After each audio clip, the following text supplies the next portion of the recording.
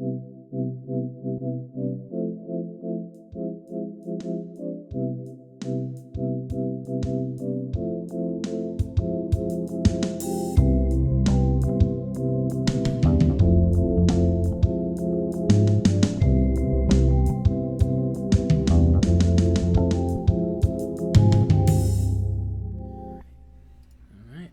to BrokeN Boys. This is episode 80. I'm Colin. And I'm Mike.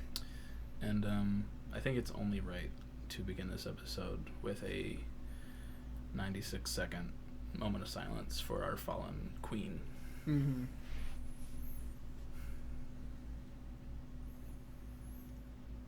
I thought Freddie Mercury died a while ago. Yeah, me too. I don't know if that was 96 seconds. I think it was close.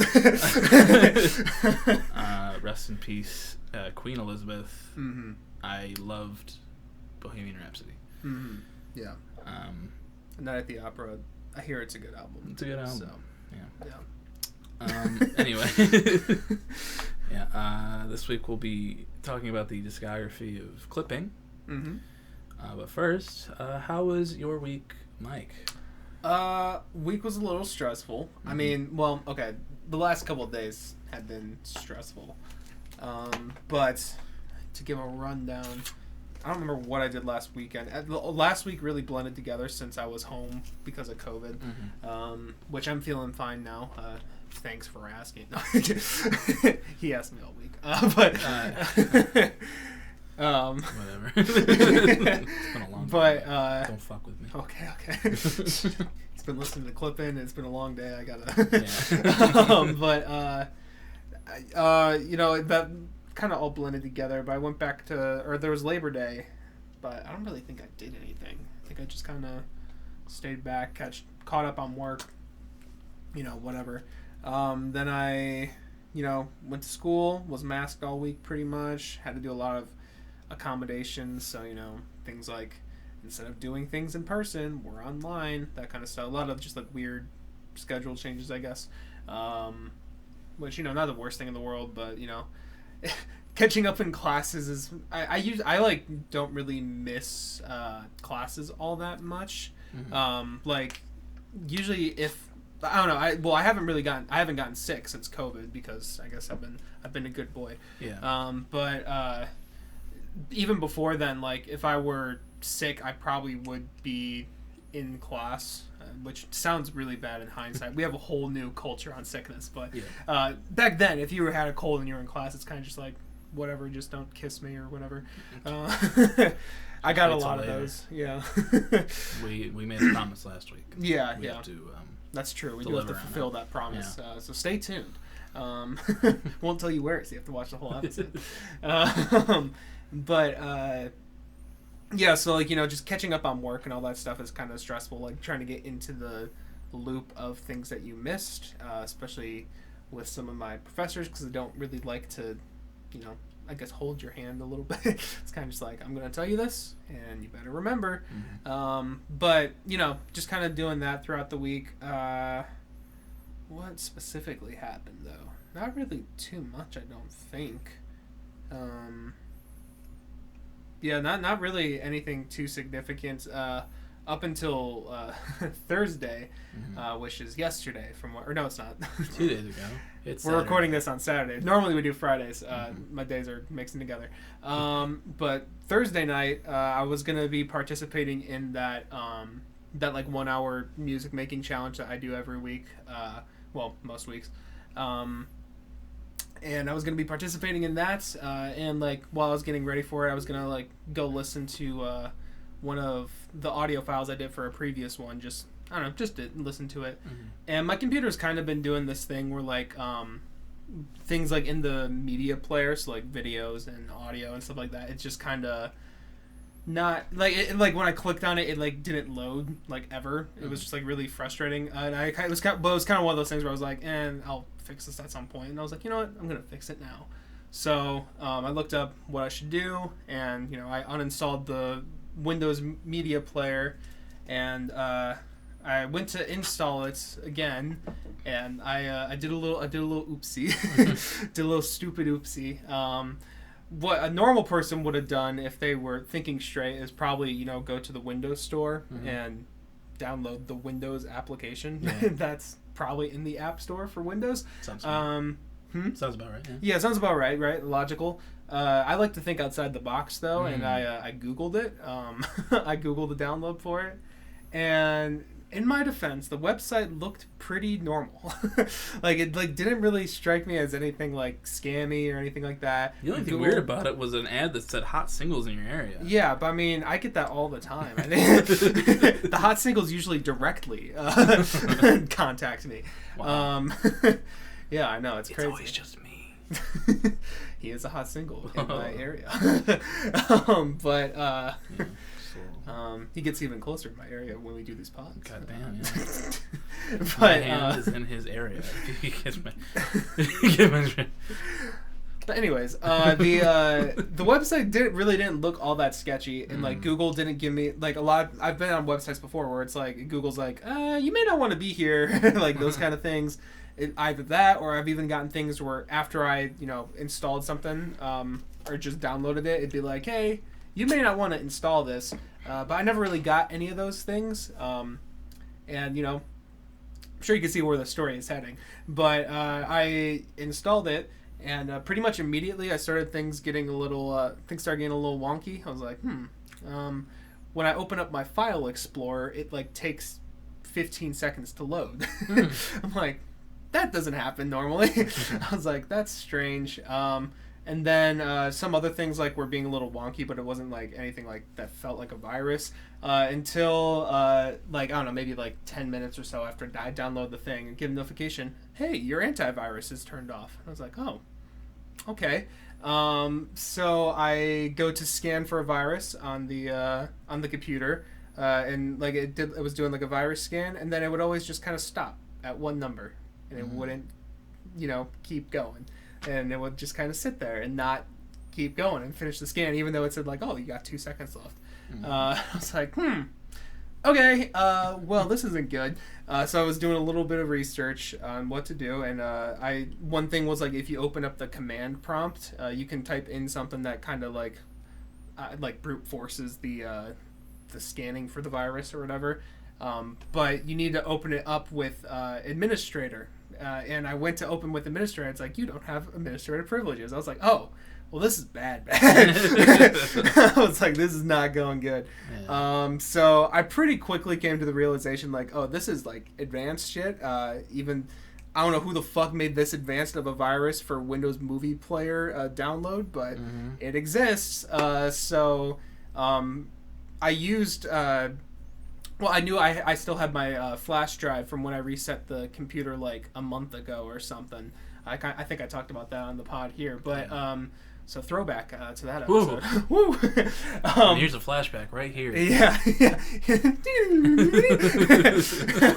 I reset my computer. If I was a better editor, that'd be so funny.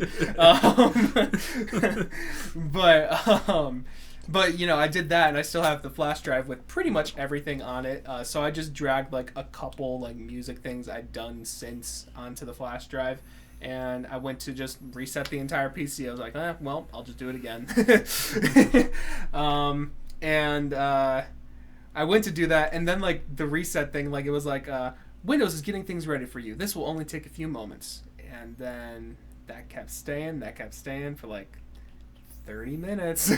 And by that point, my friends who were a lot more tech savvy, I sent them a message. I was like, hey, so I'm a dumbass. Yeah, laugh at me all you want. Whatever, fucking help me for right now. Just help me reset the thing. And after a lot of skull emojis that were sent my direction, we were able to get some weird workaround where you had to reset it from the lock screen or something. I don't know. It was a weird thing, but we were finally able to reset it, and now my weekend's pretty much going to be spent reinstalling things here. I've already been doing it. But that was also happening pretty late on Thursday too, so I went to bed a little stressed. Listened to the Jockstrap album a little stressed, which I didn't want to do. But that's all sorted now, hopefully. Hope I'm keeping an eye on my bank account and shit like that. I hope they didn't get any further than just the computer, but, you know. Let's see. I'll be keeping an eye on my activities. Yeah. But, yeah, then the Queen died. That happened, yeah. Rest in peace. I guess. Bitch. Yeah, she Fuck you. never did anything wrong, her or her family.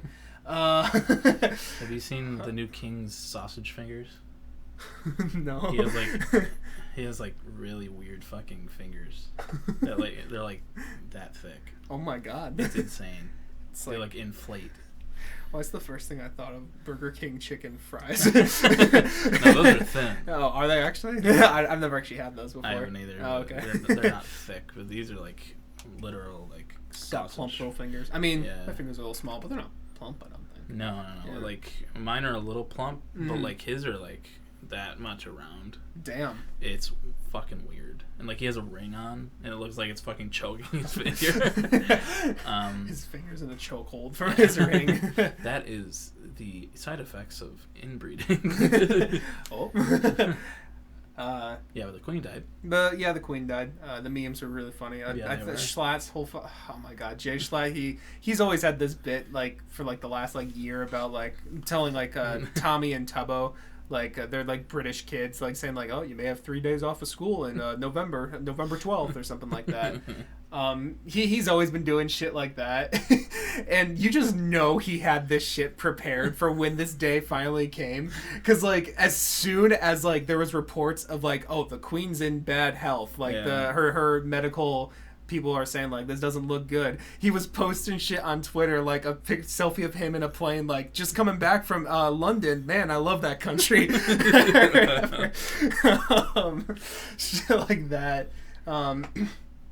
And oh my god, it was such a good fucking meme. Like he's capitalizing on her death, and it's great. It's so good. funny. Everybody was popping off. Eddie was popping off. I actually didn't see what Eddie said. My heart goes out to all the British people who still don't know because they're waiting to hear it from a guy ringing a bell in town square. That's great. And then his brother Tony, he quote tweeted a tweet that said, "The Crown season 6 likely to halt due to the Queen's death," and Tony said, "Now we'll never get to know if she dies." Oh my gosh. And then Eddie also did another one that didn't pop off quite as much. It was every bloke in England tonight, and it's a shot from Harry Potter while they're all shooting. They're all shooting up like the fucking, I don't know, the lights for Dumbledore. Yeah. But yeah, everyone was popping off with the memes. Yeah, the memes have been really fucking good. I saw one with like it was a TikTok. It was like the Grim Reaper right now, and it was, I mean, him just standing there, but it was like the Minecraft XP, just like like a whole, like kind of like when you kill the Ender Dragon, like so much of that. Those ones are always good. Yeah, all the Minecraft XP noises. Yeah, it's so fucking good. There was I was watching Eddie stream that night. He titled the stream, "The Queen will never get to see this stream." And like he's like, yeah, Chrissy woke me up this morning by going, "Good morning, the Queen is dead." Good morning. And he was wow. Like, what? I was in class when like it was like announced. it was kind of funny though. I have like this professor. He's like kind of awkward a little bit. Like you can tell he's definitely like, he didn't really, go to school for education. He just likes making music and shit. Mm-hmm. But like, we were in there and just like someone from the back is like, "Oh my god, the Queen is dead." They're like, "The Queen is dead?" And then our professor's like, "She's dead?" He like gave like a little bit of a smile. Oh, it's funny. Something about that. He's just such an awkward dude. I loved it. She died? That's fucking hilarious. Yeah. I might tweet this. Yeah. Oh, hold on a sec, guys. It was right at the beginning of class. It was so funny.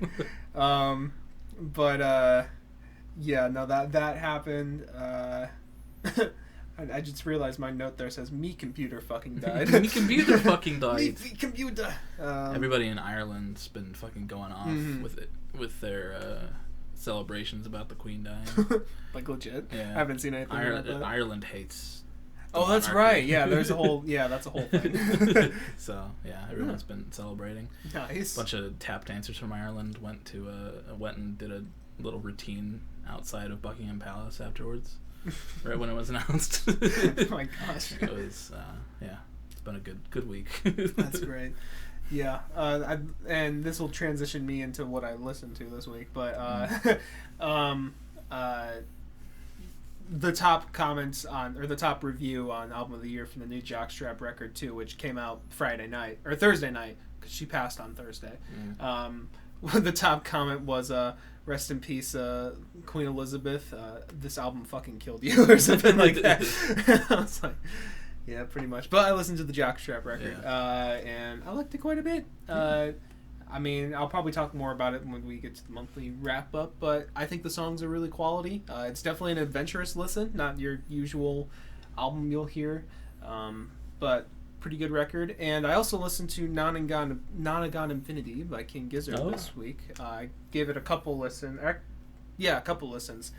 Transitions back into itself really well, and I was like, you know what, I'm going in again, which I think it's supposed to do. But that's like their album that Colin talked about a few months ago now. That's their album that's like continuously like looping pretty much. It sounds like it just, every song is just right one right after the other. Yeah, it could be one gigantic track, and then it just loops back into itself. Yeah, that was good. I liked it quite a bit. I don't know exactly how much I like it yet, but I liked it. I definitely like it more than Omnium, and I liked Omnium pretty well. So, but yeah, that's what my week was. How was your week, Colin? All right. Went home for the weekend, chilled out. Watched the first couple episodes of the Lord of the Rings show on Friday. Oh, yes. Did that come out on Friday? Or? Yeah. Okay, cool. Watched those. Watched Elvis again with my dad and my stepmom. That was good. It's a good movie. Austin Butler does a great job. Mm-hmm. And then Saturday I it was like we went to the mall, and there was an arcade in the mall. We spent a bunch of time in there. Then we just kind of stayed in the mall for a few hours, and it was like National Cinema Day or something like that, so all movies were like $3. Oh shit. So we went to see Nope. I fell asleep in theater which is fine because I already saw it.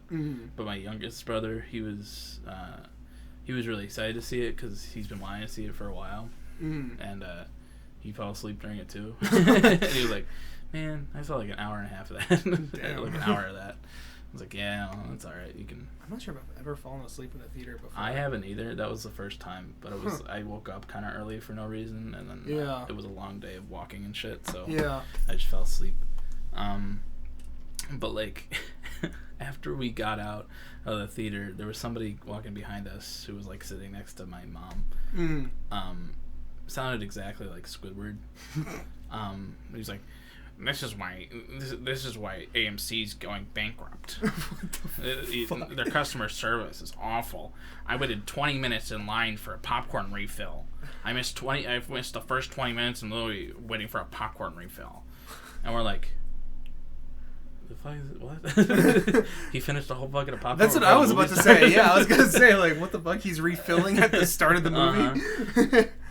And we're like, and we're walking in front of them, and they're saying this, and I'm like, wow, it's almost like they were swamped because it was an extremely busy day at the movies because it was National Cinema Day, like loud enough for him to hear it. And me and my youngest brother were just kind of clowning on him right in front of him, and he's like, "But yeah, I'm never coming back again. I'm gonna go home and watch this on my Fire Stick." I'm like, okay, have fun with that, buddy. But like just like on the drive home, we were just consistently clowning on him. We made a whole story up about him. We made him into like a white supremacist. Oh my god, Squidward's a white supremacist. You're telling me the main characters in this movie are black? Are those actually things he said? Or no. Oh, okay. It was just like the clowning on him.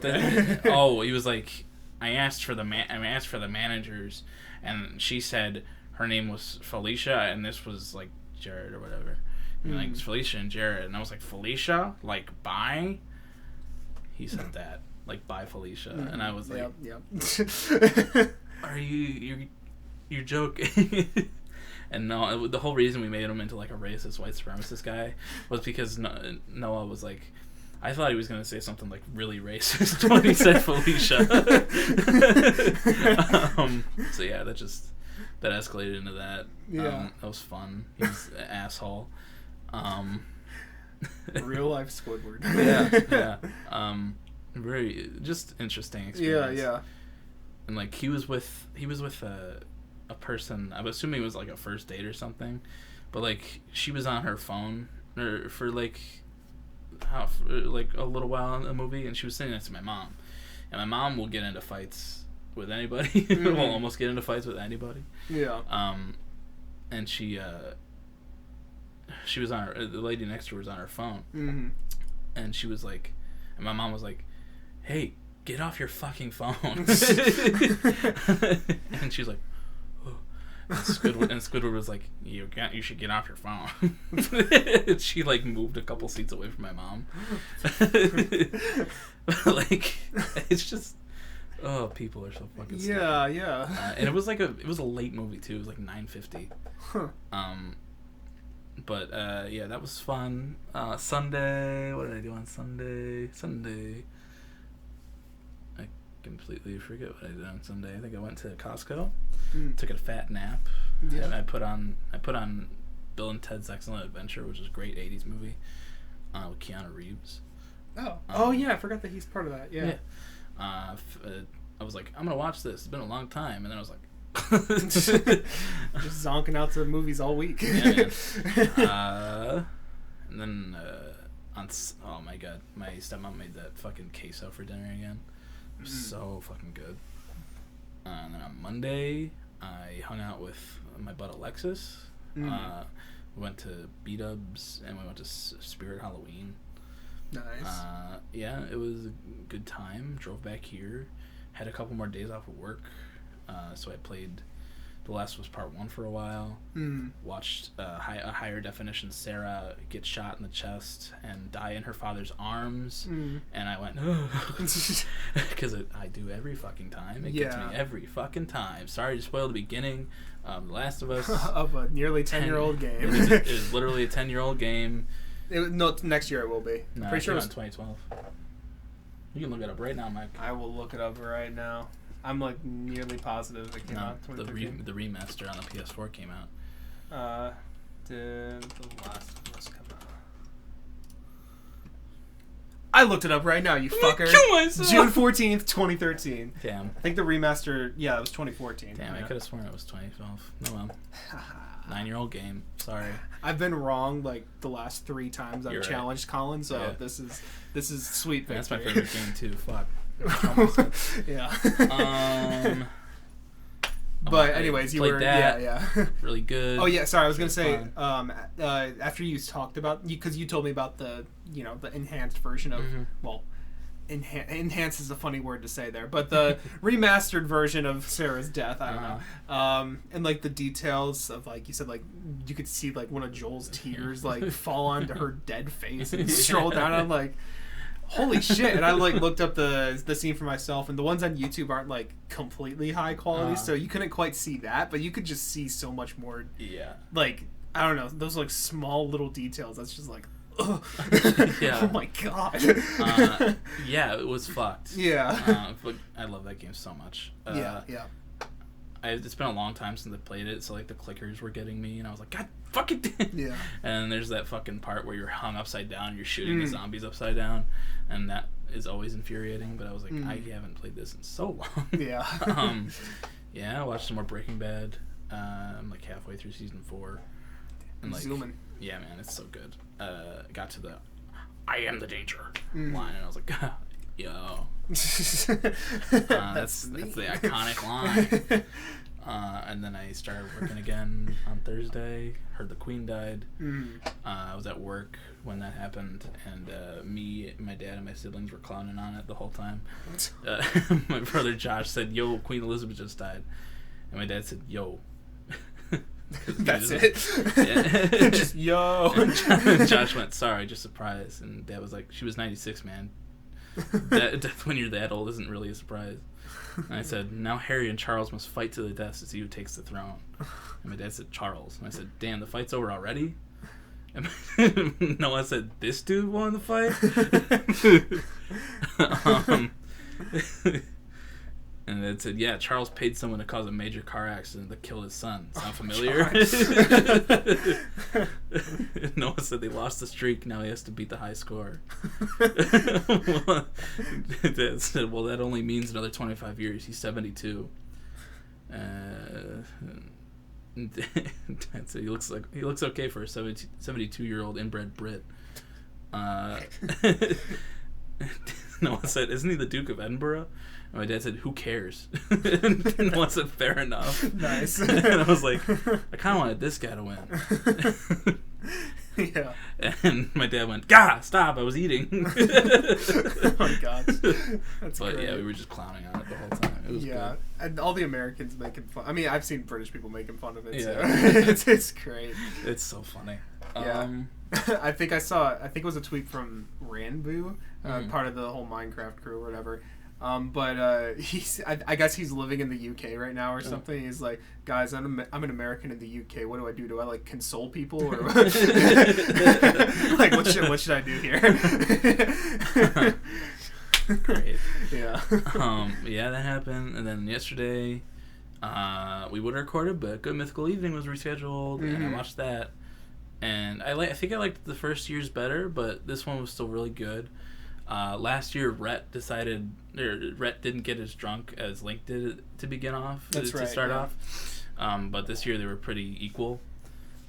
So it was pretty chaotic. They didn't get to like the first game for like 25 minutes. Nice.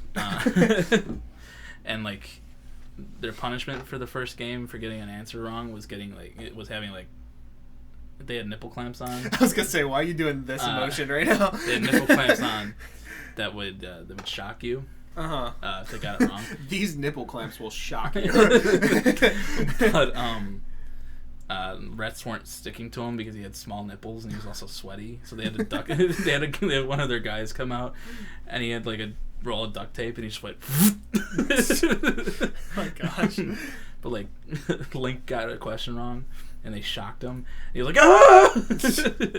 And she wouldn't stop shocking him, so he like grabbed her arm. She's like, "Stop, stop, stop!" But it was very chaotic, very fun, another great time. And I worked today, and it was a long day. Yeah, that's pretty much. Well, I don't want to say the first thing, but one of the first things he said to me. Yeah. He's just like, "It's been a long day." Yeah, it was the beginning of the football season at school. Oh shit! Tailgating started at 1:30, and also our pumps were down all day. So people coming in, and one of my assistant managers decided, even though I asked her if she could, I was like, "Can you make signs for the pumps so people stop trying to pump the gas?" And she was like, "No." And I was like, "Okay." God. So people kept coming in Also, and be like, "The pumps are broken." I was like, "I know. I'm sorry. We're out of gas." Even while we weren't out of gas, it just wasn't fucking working. yeah. And sorry, for a little bit of context, the place Colin's at is like the closest gas station to the stadium. Yeah. Like it is like, I don't want to give away too much, I guess, but it's like right there. It's right across the street. Okay, yeah. It's right across the street, yes. But yeah, that sucked. Long day. Yeah. But, I'm here now, and we're going to talk about clipping. Yeah. And I listened to clipping this week. I started listening to a couple albums, but I didn't finish them. Mm-hmm. Matt Watson had a song come out. Oh, that's It right. slaps. It's called Balance. It's very good. He has an album coming out at the end of October. Oh shit! It's going to be great. Another album, damn. Yeah, man. Two of my favorite YouTubers releasing music, and Rhett has another song coming out next Friday called "Give a Damn."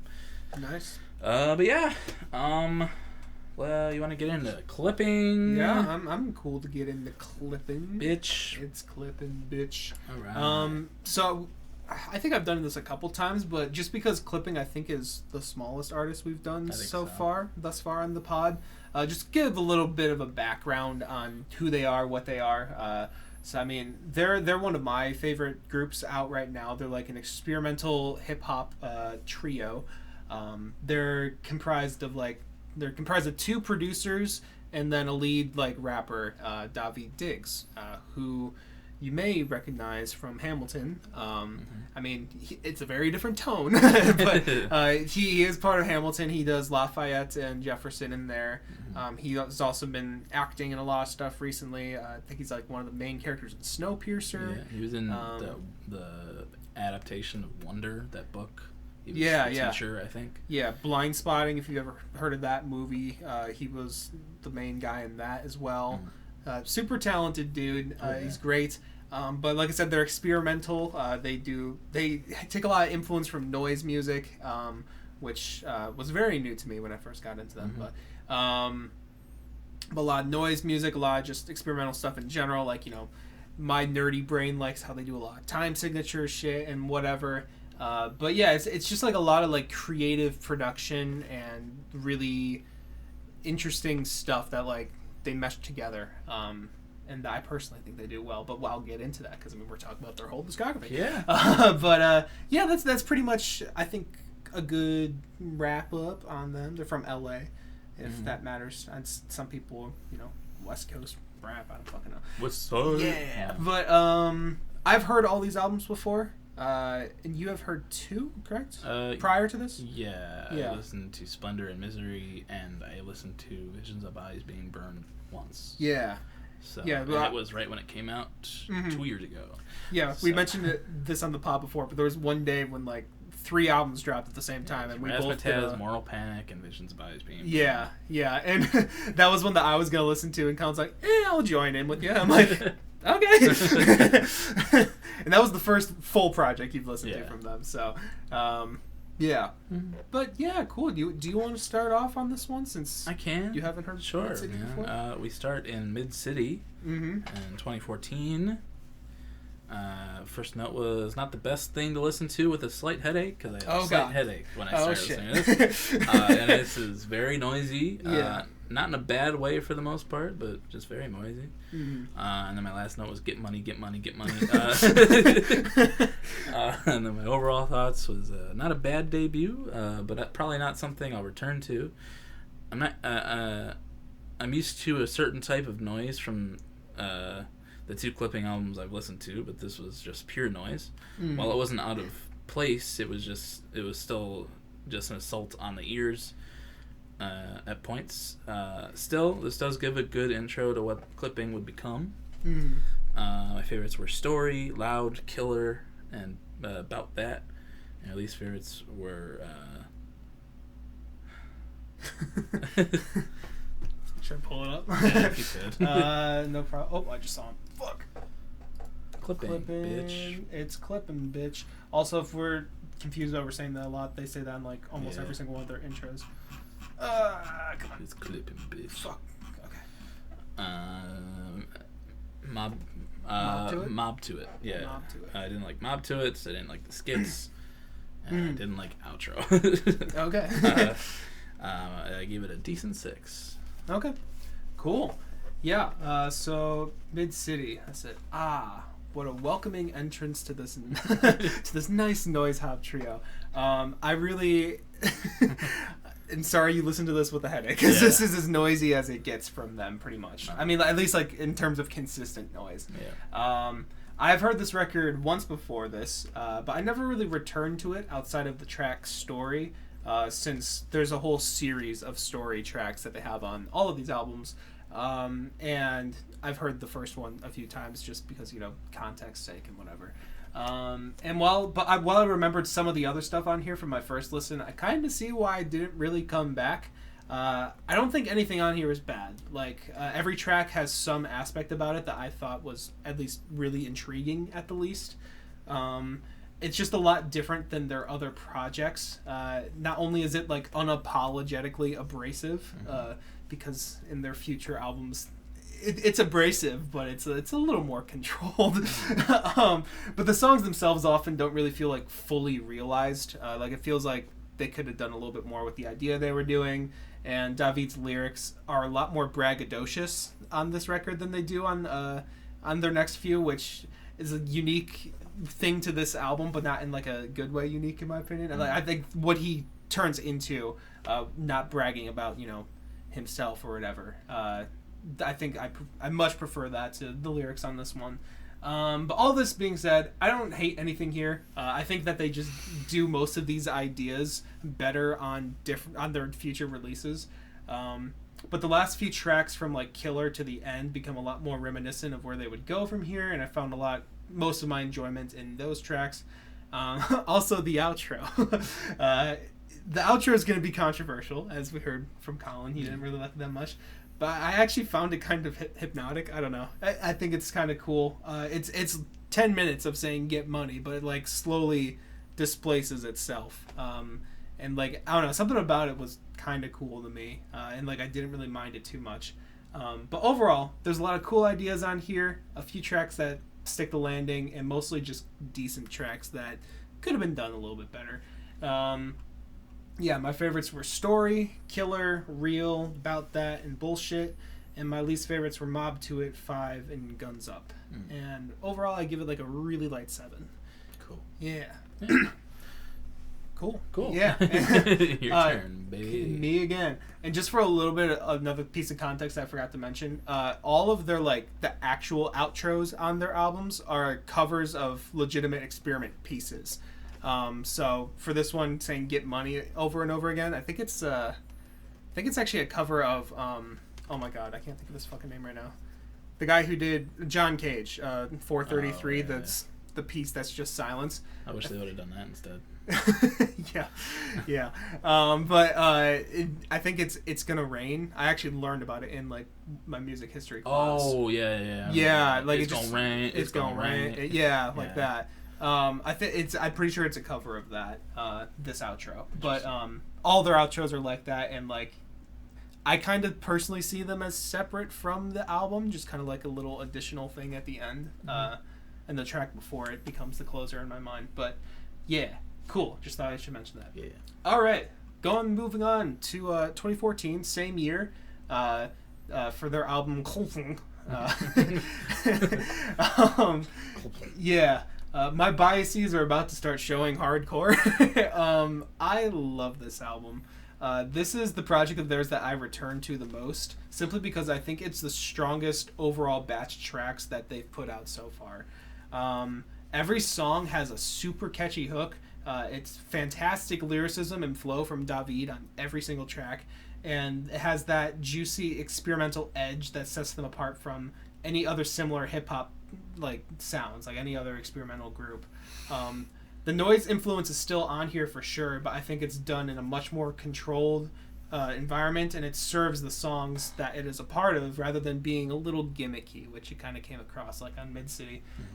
David also challenged himself to not rap in first person on this record, which is why there are no I's in the title of this record, which fixed the problem I had with like the braggadocious bars that were on Mid-City. But yeah, this album is just full of shit I love. The abrasive banging of Body and Blood is hypnotic to me. It pumps me up so much. The coolest time signature fuckery I've ever seen in any music I've ever listened to on Story 2. And if you've heard me talk about time signatures before, I'm a fucking nerd for them. So the ever increasing flow on Taking Off is super cool. The dreamy ambient scape of Dream, and then like the alarm clock sample flip that they do on Get Up is so cool. I love it. It's just nuts and works perfectly for me. But there's one issue with this record, and that's the song Tonight. Tonight is like this song that's a tongue-in-cheek parody of like club bangers from 2014, and it's not awful, but it's probably my least favorite clipping track on like my favorite album from them. The auto-tune sounds bad on Davi's vocals. Like whatever they did to it, just it feels off. The song structure is also kind of awkward. I don't like the feature on it that much. I don't remember who it is. And the content that it's parodying, you know, the 2014 club bangers, is not like relevant anymore, which kind of makes it stand out like additionally. And also I think of like the weak of their experimental closers I was talking about, Williams Mix is probably the weakest of those, just because it's, I don't know, I like some aspects of it, but somehow it's more grating than repeating Get Money for 10 minutes. It's just really abrasive. But you know, the point is the rest of the album is like noisy experimental bangers and like some of their best content to date for me. I love this album. My favorite tracks are Story 2, which I think I used as the first song of the week, if I remember correctly. Either first or second week. It was the first week. This is arguably my favorite song ever. Story 2 is fantastic. But Body and Blood, Work, Inside Out, Ends, Get Up, Taking Off, and Dominoes. And my least favorites are Tonight and Williams Mix. And overall, I'd give it a decent 9. Yeah. Cool. Yeah. Yeah. Clipping. My first note was a lot less of an assault on the senses than the first album. Not feeling a lot of the features, and I said David is so impressive with flow and speed. And then my overall thoughts is this is much better than their debut. It's crazy that these came out in the same year, and this one is a much more refined sound. As I said before, David is so impressive, and I can't imagine anyone else in his place. But those features, I would start off really enjoying a song, and then the feature would come in with a completely different flow that didn't match the song or the feeling of clipping or the song just in general, and it would ruin the experience for me. And then Davey would come back and it would fix it. But even so, it happened 3-4 times on the album, and every time I went, yeah, because I was enjoying the song, but then all of a sudden it's like weird flow, didn't match the tone, anything, and it really took me out of it. But yeah, still much better than the debut, but I could have done without most if not all of the features. Okay. My favorites were Story 2, Body and Blood, Inside Out, Taking Off, and Get Up. My least favorites were Work, Tonight, or Die, and Williams Mix, and I give it a strong 8. Okay, cool. Yeah, we kind of had a little bit of a discussion off camera about the features on the album. Yeah. And just to, I guess, give my take on it as well. No. All right, never mind. Move on to my take as well. I definitely get where he's coming from with the features, because I saw it that way for a long time too. And I'm not sure, it's kind of just one of those things for me where, like, I've listened to this album so much that, like, I kind of just have accepted that the features are there, and I know what they sound like and all that. So, like, that's part of where my bias comes in here. Is, like, I those features don't really bother me anymore, and I kind of like them a little bit. But I totally get the whole, like, the features on clipping albums do tend to stick out sometimes, just because what they do is so, like, unique to clipping, and like if someone isn't fitting into that same like pocket or style, it does stick out. Yeah. But yeah, great album though. Yeah, much better. I agree. Next we have Splendor and Misery from 2016. This is the other one I've listened to. It's also right back here. Yes, it is. But yeah, I said this one is still as cool as when I first listened to it. Very interesting concept, and no more whack features. I said overall, I really dig this album. I think the story is super interesting, and the normal clipping noisiness fits in really well. David obviously rules still, and this time there's no shitty features to pull me out of the experience. I could honestly see this album being made into a short film or a movie or something like that. Yeah. I'm surprised they haven't done something like that already, but like it's such a interesting and like, you know, interesting concept. It's an interesting concept, and it's, you know, it kind of plays with history a little bit. Oh yeah. And I'd love to see the ideas put to screen. It's just a really good album. I don't have a ton to say about it, but like, you know, it's really good. My favorites were Air 'Em Out, Wake Up, All Black, Long Way Away, and True Believer.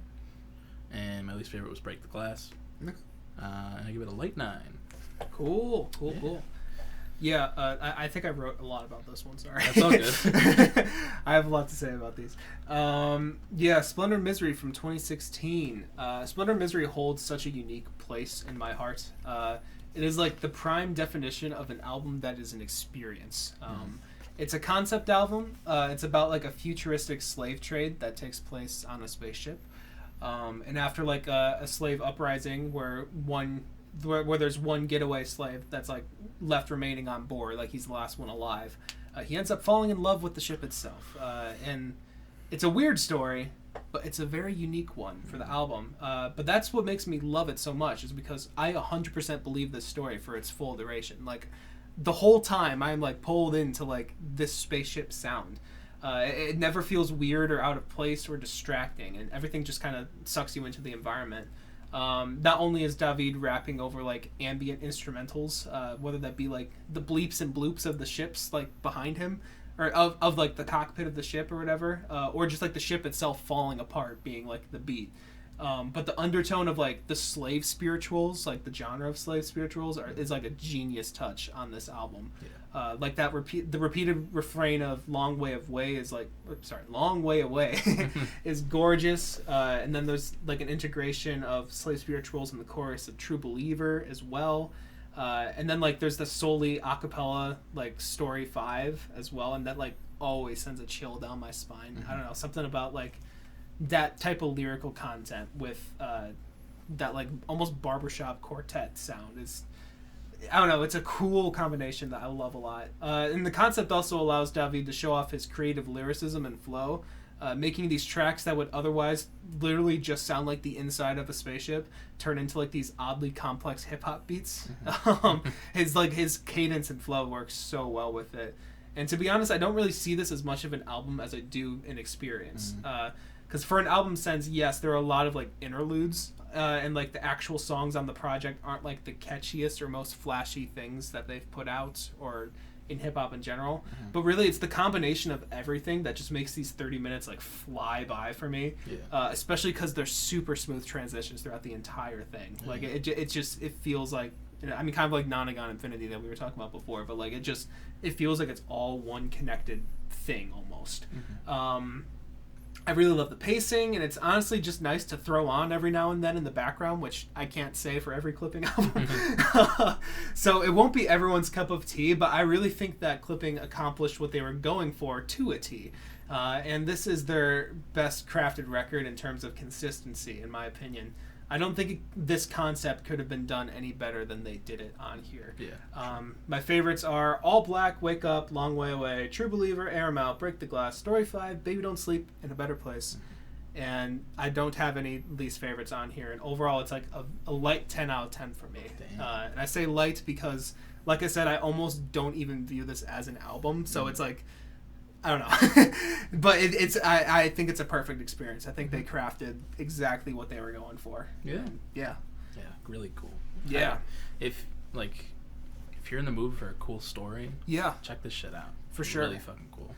And it's also their least noisy album by far. Like, it starts getting a little noisy in some of the last couple tracks, but like for most of it, it's kind of really ambient, honestly. This is the only Clipping album you could sleep to.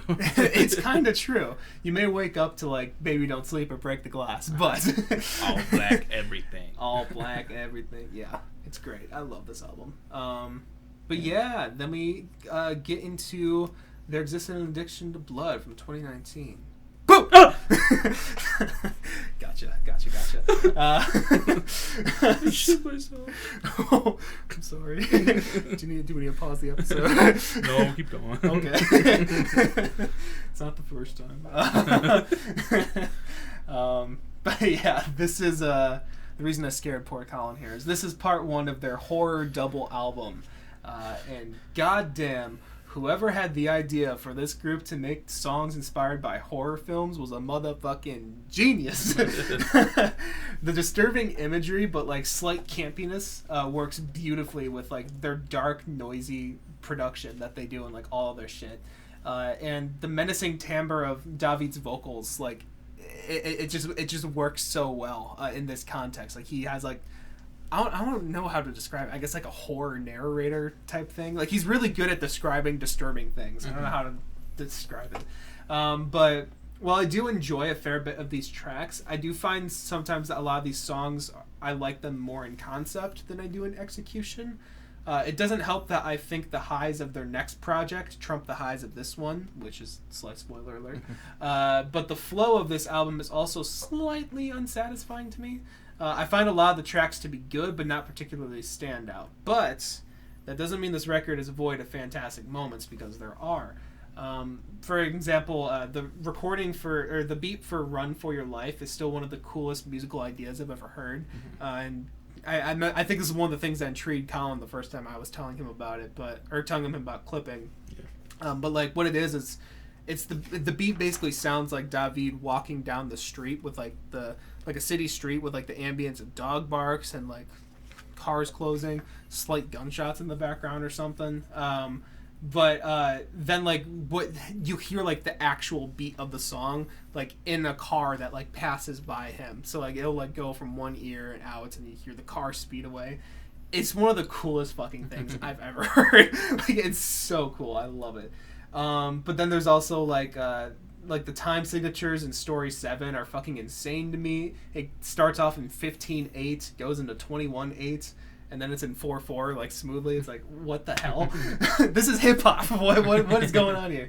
Then there's the gradual crescendo of like "All in Your Head," which is probably the most like transcendent moment in their discography. Like it just like feels like you're floating. And "Club Down" is one of the most like tension-filled tracks I've ever heard. Just the way David delivers, like I think it's about like a shooting at a club, pretty much. Yeah, it's there's fantastic stuff on here. It's just. When placed next to their other work as well as its sister project from the year after, it is slightly underwhelming in comparison, but it's still worthy of like several listens, and I've given it several listens. So my favorite is Story 7, "All in Your Head," "Nothing Is Safe," "Blood of the Fang," "Run for Your Life," and "Club Down."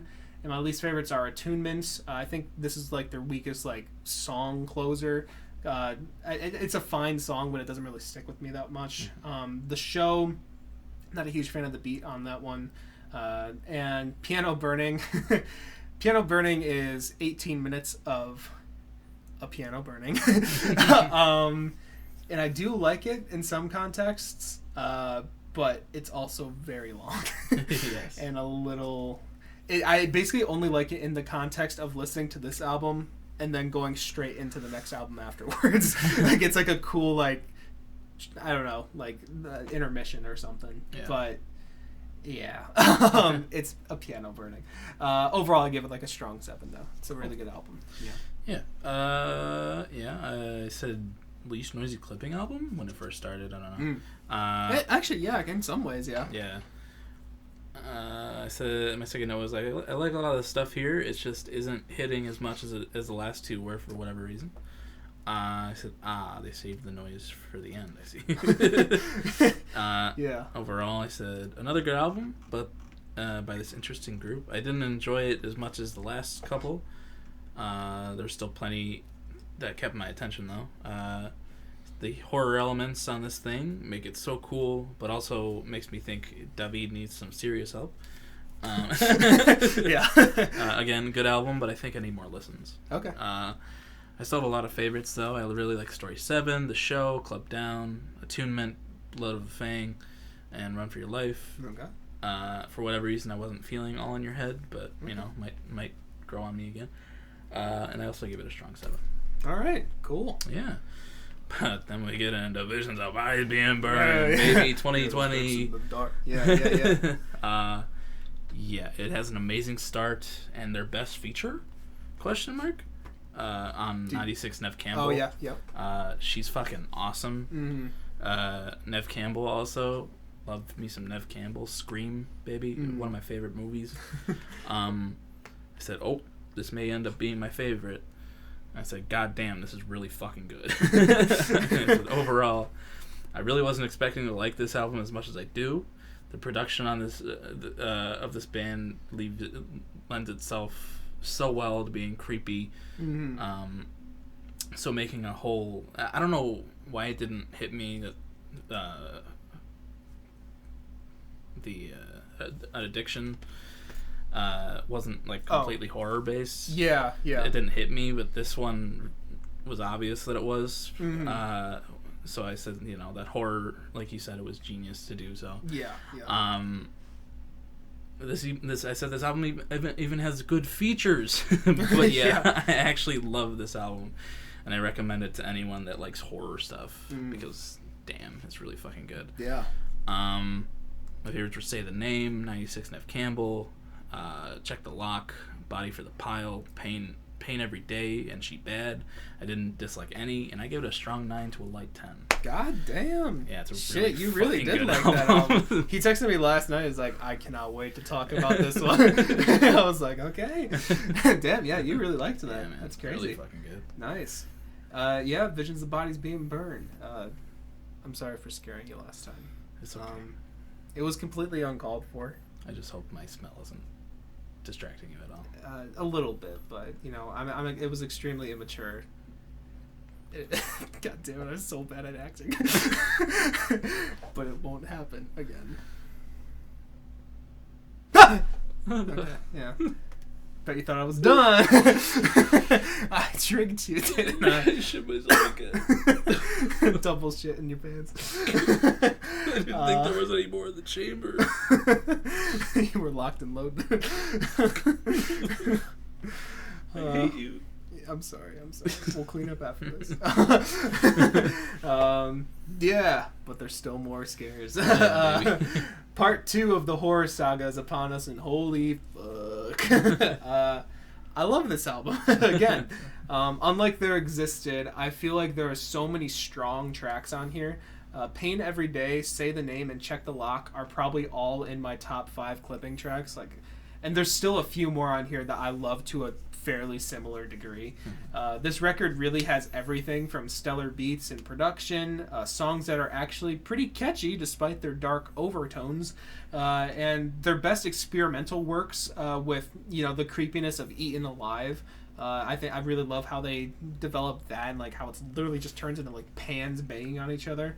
It's crazy, but I love it. And then the Serenity of Secret piece, which is my favorite closer of like their experimental like covers or whatever. Mm-hmm. It's for sure my favorite one because I think it ends like the 2 albums on like a somewhat peaceful note, and it's a cool thing to me. Mm-hmm. But I also noted their best feature with Can and China on 96 Nev Campbell. Yeah. They fucking go off on that song. Oh, yeah, honestly, even if you're not a huge fan of like the horror stuff, like at least check that track out because that's like somewhat typical like hip hop with like a slight horror edge to it. Mm-hmm. But that's a great track. But yeah, there's a lot of shit on here that I just straight up love. The highs are some of the highest in their discography, but unfortunately there's a couple tracks I don't really dig that much, to be honest. First of them being She Bad, which is kind of it's a fun track with a, you know, a play on the, like a tongue-in-cheek play on the phrase, you know, she's bad. Oh, she bad. I like the sample of like the creaky gate that it uses and stuff like that, but something about this track feels a little less complete than the other ones to me, and I always kind of forget that it's on the album. And then there's also Looking Like Meat, which I'm not really a fan of at all. I kind of like the beat, but I don't really like how like heavily distorted it is. It kind of makes it sound a little cheap and gimmicky to me.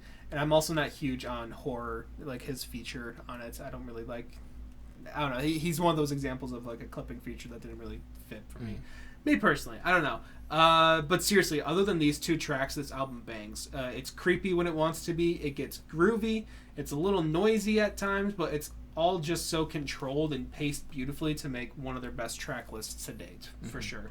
And my favorites were Pain Every Day, Say the Name, Check the Lock, 96 Nev Campbell, On Lacing, and Something Underneath. And my least favorites were Looking Like Meat and She Bad, and overall I'd give it like a really strong 8. So, yeah. Cool. Yeah. It's a great album. It really is. It's so good. I wasn't expecting to like it. Yeah, I didn't expect you to like it that much either. I finished There Existed, and I was like, okay, one more album left. I got off of work yesterday, and I was like, all right. I got some Chipotle for dinner last night. It was really good. Mm-hmm. And I was like, all right, I got a couple hours to kill before Good Mythical Evening. I got to finish this discography. So I started it, and I was like, whoa, okay, yeah. Whoa. Yeah. And it really fucking ruled all the way through. Did you listen to all of Piano Burning? No. Oh the only complete closer I listened to was the one on this one. Oh, really? Which was almost complete silence. It's like 2 minutes. It's like 3 minutes too. Yeah. So this is how you do it, baby. I mean, that's fair. That's fair. I was going to listen to all of Piano Burning, but it kind of fell perfectly into my schedule where I was about to drive home, and I just finished Attunement right beforehand, and I was like, I don't want to listen to Piano Burning for like 2/3 of my drive home, as much as I was going to. But yeah, I was just curious on that. Yeah. No. But yeah. Yeah. Should I give my overall thoughts, or do you want to do yours first? Either way. Okay. I don't care. I guess I'll go first. Yeah, overall thoughts. I am biased as hell, but I fucking love this group. They consistently drop some of the most creative track concepts I've ever heard, while simultaneously delivering on the lyrics, vocals, and production in a consistent manner. And they could very, very easily come off as like gimmicky with like the stuff that they do, but I never really get that feeling when listening to their stuff outside of a couple tracks. But it's really not the norm for them to feel like a gimmick. It's so cool to see someone with as much stardom as Daveed Diggs to still be participating in like this experimental underground hip hop group, and still give his all during these tracks. Like he could easily be phoning these in at this point and like still be making great money, but he's given it all and like being such an integral part of the group. The dude is underrated in so many ways, but he's seriously one of the best rappers I've listened to so far, and it sounds like it just comes to him so naturally. I love the way he writes too. He can be simultaneously writing about like disturbing things like the edginess of dark web torture sites, while also writing multiple female empowerment tracks where, you know, they're the horror movie badasses. I guess I'm so used to artists who have like this dark edgy style saying like the edgiest shit they can possibly think of. And it's so cool to see Daveed doing, you know, similar stuff, but also being respectful to other people, you know, not being sexist or homophobic or anything like that. Yeah, and also I just want to give a shout out to the Story series, since it's a little hard to mention during the individual albums. But each album has a track called Story, like I was talking about before. And so far we've been given 1, 2, 4, which isn't on streaming services, 5, and 7. And I don't know, I just love the way that these tracks can be enjoyed on their own, but like when looking at the lyrics, they're like seemingly building up to like this gigantic overarching story between them, because there's reoccurring characters and whatnot, and like I don't know, I've looked a little bit into it. There's like a theory that like the whole thing is like based around like a mob or some shit like that, like I don't know, like putting out hits on bad people or something. I don't know. It's a whole thing, but like I like how it all feels like it's connected in some weird way. It's also a fun thing getting new pieces of the puzzle with like each album cycle. And I also noticed with this artist analysis that those story tracks tend to be my favorite tracks on their respective projects. So yeah. I love this group, and I really hope to hear a new album announcement from them at some point soon, because I don't know, they're great. Yeah. Cool. Yeah. What are your thoughts? I said, this is definitely the most interesting group we've covered yet. While we started off pretty mid with Mid City. Thank you. They very quickly showed us what they could do, and damn, is a lot of it really fucking good. The production is so noisy and interesting, and Daveed still steals the show, of course. His ability to rap so fast and eloquently over such weird beats is so cool, and like, you know, it's, I don't know, man, it's like one of the most interesting things I've ever heard. But yeah, this group really surprised me, and it may be one of my favorite artist analysis we've done. Oh shit! But I'm happy to hear that. Yeah, man. Yeah. Yeah, really interesting group. I recommend you check it out, even if it's not your thing from like a bystander's point of view. I would definitely check out at least Splendor and Misery and Visions. Yeah, Splendor and Misery. If you want to, like, I guess, hear the experimental stuff without as much of the noise, I guess Splendor and Misery is a good place to start. But Visions, pretty much, even on like Album of the Year, that's like their highest rated album. I think most people, even though it definitely gets noisy on things like Make Them Dead, it's pretty much 4 minutes of pure noise. But like most people, I think, find enjoyment in the record because it's just really solid tracks from all of them. Yeah. Mm-hmm. But yeah, really, really cool group. Yeah. And my album ranking went Visions of Eyes Being Burned, Splendor and Misery, Klipung, There Existed an Addiction to Blood, and Mid-City. Okay. And I overall rated them a decent 8. All right, cool. Yeah, my ranking is Splendor and Misery at 1, but like I said, it's almost debatable if I view it as an album or not. Then second, I have Klipung. Third, Visions of Bodies Being Burned. Those top 3 are all like really close to each other, just to throw that out there. 4, There Existed an Addiction to Blood, and then 5, Mid-City. Overall, I gave him a decent 8. Hey, look at that. Yeah, we agreed at the end of the day. Yeah. For once on this podcast. But yeah, I'm happy to hear that this is one of your favorite artist analysis we've done. It was very fun. This was, I mean, we kind of picked from my picks, I guess, for this week. So it's good to hear that. Yeah, man. Really cool. Cool. But want to get into Song of the Week? Yeah, we probably should. Do we even dare look at the time? Oh, it's not too bad. Not a little long, but we've done worse. Yes. I have it marked. It's you. Is it me? I think so. I have it to you. Really? Let me double check that. Oh wait, yeah, we were online yesterday or last week, weren't we? Yeah. Story 2. It's actually the first thing in the playlist. Yeah, I guess it is me. Yep, it is you this week. Look at that. I believe Story 2 and Say the Name are the only ones in here. Yes. Damn it. Cool. Uh-oh. I didn't think Say the Name was in the fucking list. Yeah, I chose that for Halloween last year. Damn it. I was like, Halloween spirit. Sticks in the That's a great track. It is really good. Then I am going to go with 96 Nev Campbell. Cool. Visions of Bodies Being Burned by Klipung. Who could have guessed? Wait, Klipung? I like that. Great. Cool. You'll enjoy this. Hell yeah. And you gon' have to die about it. Running things, you been a lame, but never mind my forte. Got call this shit my beauty shop, cause bitch press like Jorge. All right, 96 Nev Campbell by Klipung.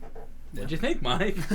Great fucking song. Yeah. Like we said, that's their best feature on their album. I think you agree with that. No. But yeah, no, Cam and China. I think it's 2 people. I think so. I haven't actually looked into them, and I should. But they have so many fucking good lines on there, and they fit the beat so well. Oh, yeah, great fucking tune. Yeah. But yeah, what do you got first? Yeah. I was debating where I wanted to go, but I think I'm going to stick with Visions as well, because I mean it's a great album. Like I said, the highs are so fucking high in that album. And I'm actually gonna be doing partially a report on this song next week for a class. So, but it's also a great song. So I'm gonna go with "Pain Every Day" by Klipung. This is one of my favorite beats from them. Cool. I feel that. Yeah, me too. I relate to this song. Well, fuck it, come on, they gotta pay. Chase the dreamer, fuck it up. Shake the dreamer, wake it up. All right, "Pain Every Day" by Klipung. What'd you think? Great track. Yeah. I love the ding ding ding. Yeah. Yeah. Yeah, no. I like it. Yeah, okay, cool. Yeah, no, there's so many like little elements about that song I love. First off, it's the only hip-hop song I can name that's all in 7. 7/4. And it's just fucking crazy in the first place. But like you said, like the little bump, bump, bump, bump, like really just ties it all together. The like breakbeat shit that it does, just it's insane. And it's even more insane at the end when they just put a like beautiful sounding string quartet underneath it. It's like, this is crazy and this shouldn't work, but it works so well. I just love that track a lot. So yeah. That was our artist analysis on Klipung. Definitely check them out. Yeah. Even if it's not your thing, I think, because it's not my thing, but you may enjoy it. Yeah. And for you Hamilton maniacs out there. Yeah. It's just like Lafayette. Yeah. Lafayette's going through some things, though. Lafayette raps pretty fast. That's true. You can check it out. Yeah. Cool. Yeah. Cool. Well, get us out of here, Mike. Yeah, I guess you got us into this shit, so I'll pull us out like usual. like the shit in your pants. Yeah. But I did not go while listening to the song to clean it out of my pants. I couldn't. He's just mellowing in it. Mm-hmm. Stewing. Okay. Okay. It was not all solid. Jesus. But Oh God, Mike's COVID's back. But if you're listening to us on streaming services, thank you very much. We appreciate that a lot. You can come over to YouTube where you can get some additional stuff from us. You can see our beautiful little faces. And you can also go into the description where you can find links to some more things. So like the Song of the Week playlist, the thing we just did, Song of the Week, you can listen to, Pain Every Day, or you can listen to 96 Nev Campbell. They're both in a combined list that we have with both of our stuff and our guests, and then we also have individual playlists of our own wacky tastes. Yes, sir. Yes, sir. Or ma'am. Or them. Or there isn't a gender neutral sir or ma'am, is there? No, not really. Them. Not them. Them. Yes, them. Yes, them. Yeah, there you go. You can check out those. You can also check out the Twitter or the TikTok page, both run by yours truly, Colin, right here. He runs them, posts some funny clips on TikTok, updates on the Twitter. He has also got his own Album of the Year page where he reviews albums. Same thing with his Instagram page and his Letterboxd where he reviews movies. Yes, sir.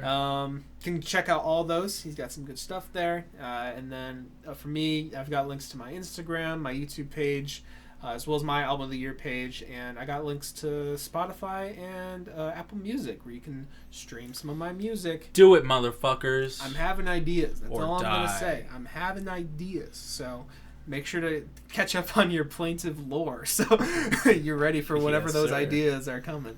Better be a completely horror-based album. Yes, yeah, clipping really changed my outlook on Visions of pianos being burned. Yeah, it's 5 different covers of piano burning. Yeah, you can go check out those, and I believe I hit on everything. So Yeah. we'll be back next week to talk about. I don't know. I think the UK is planning on dying next week. Something like that. After the Queen's I gone. can't wait for them to drop those stupid fucking accents now. Oh yeah. Yeah. They don't have to. They don't have to do fucking put on that facade anymore. It's not football anymore. It's soccer. Yeah. Maybe they'll get more seasoned food. Maybe. Yeah. Maybe they'll get more seasons as well. True. It just won't be rainy anymore. Yeah. So that does sound great.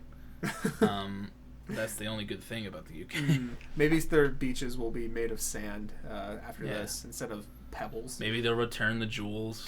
Mm-hmm. Maybe they'll run the jewels. Yeah. Yeah. Too. Yeah. So anyway, we're gonna fulfill a promise now. Yep. Goodbye. See you guys.